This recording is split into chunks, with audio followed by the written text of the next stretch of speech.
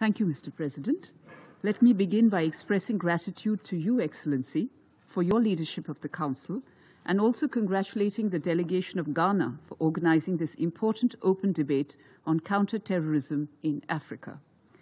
The Secretary-General's observation last month in Mumbai, while paying tributes to the victims of the 26/11 terror attack, that terrorism is pure evil, one with which we can never compromise, is reflective of the gravity of this issue not just to Africa, but to the entire world. I also take this opportunity to thank the Deputy Secretary-General, Ms. Amina Mohammed, and the AU Chairperson, Musa Faki Mohammed, for their respective statements. I also thank Dr. Comfort Ero and Ms. Benedicta Toss for their very useful insights. Mr. President, even after the end of colonialism for several decades now, many countries of Africa continue to face serious security threats from terrorism, armed groups, transnational organized crime, and drugs and arms trafficking. You would perhaps agree with me that these challenges negatively impact their socio-economic development. Terrorism's footprint in Africa, particularly in the Sahel and the Horn of Africa regions, has expanded significantly in recent years. This trend has constantly been highlighted by the Secretary-General in his biannual report on the threat of ISIL, as well as by the Analytical Support and Sanctions Monitoring Team in its periodical reports. Ghana's concept note for today's debate also eloquently brings out the counter-terrorism challenges faced by African countries, particularly in the Sahel, the Horn of Africa, and Central Africa. Terrorist groups in Africa continue to target civilian security and peacekeeping forces across conflict zones. The worst recipients of their atrocities, sadly, have remained women, children, and the vulnerable sections of the population. The Jama Nusrat ul-Islam, affiliated to the Al-Qaeda and the Islamic State in the Greater Sahara, have expanded their activities in and around the Sahel and West Africa towards the coastal regions. Al-Qaeda and the ISIS-linked groups and the Boko Haram have also continued to expand around the eastern and northern shores of Lake Chad. In Mozambique, the Islamic State in the Central Africa province, or ISCAP, has become emblematic of the influence of ISIL in Africa. The attacks by terrorist groups against UN peacekeepers, particularly through the use of IEDs, is alarming. A strong, effective, and coherent response that reflects the international community's collective commitment to defeat the scourge of terrorism is therefore essential in Africa as elsewhere. In this regard, I would like to submit the following key points for the consideration of the Council. 1.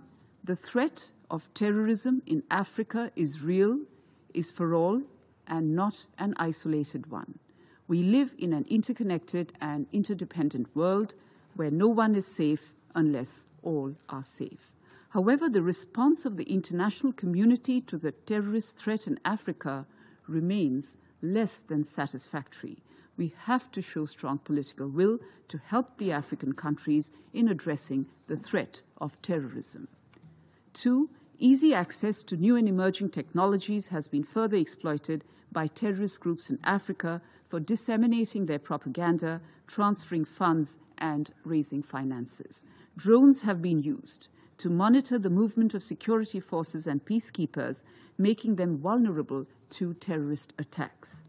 May I remind the Council that last month India had hosted a special meeting of the Counter-terrorism Committee of the Security Council to discuss this issue in a holistic manner. The Council's collective response was reflected in the CTC's adoption of the Delhi Declaration on countering the use of new and emerging technologies for terrorist purposes. We very much hope that the Delhi Declaration would pave the way for formulation of a normative framework at the United Nations to address this threat. 3. The ideological influence of the ISIL and Al-Qaeda over their affiliates in Africa, as well as linkages between them, should not be underestimated. Following the Taliban takeover of Afghanistan, the risk of ISIL affiliates and other terrorist groups in Africa imitating this in Africa remains high. In this context, we underline the need to fully implement UN Security Resolution 2593.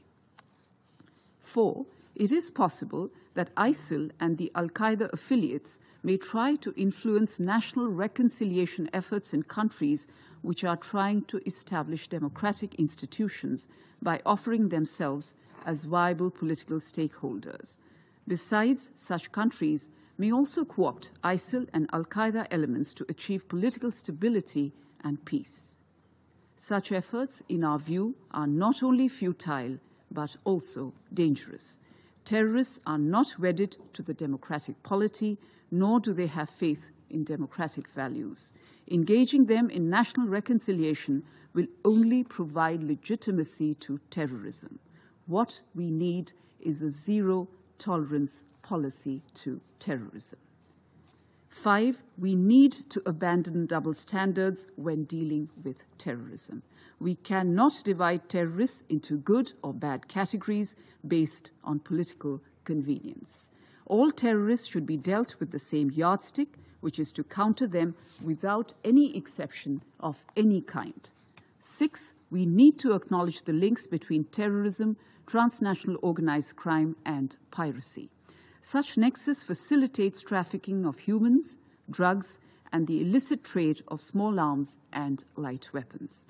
IEDs have become a weapon of choice for terrorist groups in Africa.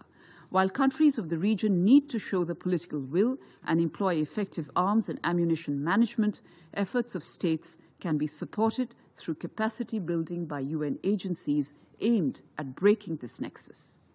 7, the Security Council must update its toolkit to deal with the increasing threat to international peace and security posed by terrorism. Giving robust mandates to UN peace operations have also not brought much success. The reason is simple: traditional peacekeeping cannot be the answer for countering terrorism. 8, regional and sub-regional organizations enjoy the advantages of language and situational awareness. They can respond more quickly and effectively to combating terrorism, having a better understanding of the complexities involved. The leading role of Africa to address African problems through African solutions, therefore, needs to be supported. Regional security initiatives such as ATMIS, SAMIM, MNJTF, the G5 Sahel have proven their resilience in effectively dealing with the threat of terrorism. These are Africa's homegrown solutions led by African countries that understand their issues best. The international community should provide sustainable and adequate financial and logistical support to these regional security initiatives. This is the more so necessary in the backdrop of the receding presence of international security forces in the Sahel. Otherwise, affected countries will try and seek assistance elsewhere. 9, several states lack legal operational frameworks and necessary capacities to counter the threat of terrorism. There are, however, other states that are clearly guilty of aiding and supporting terrorism and willfully providing financial assistance and safe havens to terrorists. While we must enhance capacities of the former, the international community must collectively call out the latter and hold them accountable for their doublespeak. 10, and in our view, the Council should remain wary of attempts and schemes to distract the fight against terrorism through any hypothetical cause-effect linkages. The issue of climate change should be addressed holistically through the UN Framework Convention on Climate Change in accordance with its provisions and principles and the Paris Agreement. We reiterate that no artificial link should be drawn between climate change and security-related issues without any firm scientific basis. Mr. President, India has been contributing proactively to enhance the capacities of African states in combating terrorism. Since 2018, India has contributed more than US $1.5 million to the UNOCT's programs targeting capacity building of countries in East and Southern Africa. This year, too, as announced by the External Affairs Minister of India at the CTC special meeting in New Delhi, we have contributed $500,000 to further strengthen these efforts. India has a robust security partnership with several countries of Africa aimed at building capacities of security forces, including for countering terrorism. And we are committed to strengthening every effort of our African friends, as well as the international community, to fight terrorism, so as to ensure that we are not found wanting in this regard. Thank you.